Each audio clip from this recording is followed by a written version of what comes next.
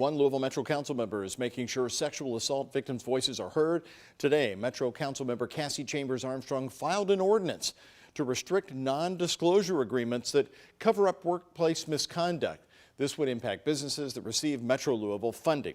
Now, the ordinance comes after a Racing Louisville player has accused the team's former coach of sexual assault. WHS 11's Alexis Jones is covering this story today. And Alexis, did the situation with Racing Louisville lead to this ordinance? Well, Doug, Councilwoman Cassie Chambers Armstrong says what happened to Racing Louisville players wasn't her only motivation, but it was definitely the tipping point. She says NDAs have silenced victims for years, and this ordinance is long overdue. Giving a voice to the voiceless. That's what Councilwoman Cassie Chambers Armstrong says she plans to do very soon. Chambers Armstrong filed a 7-page ordinance that would ban businesses and nonprofits contracted by the city from entering into non-disclosure agreements involving assault, sexual harassment, and discrimination. An indirect response to Racing Louisville.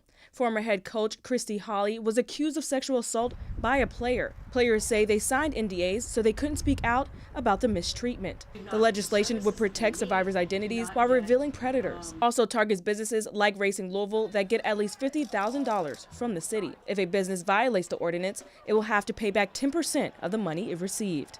They were in business with the people of the city of Louisville. They received $21 million of our taxpayer dollars.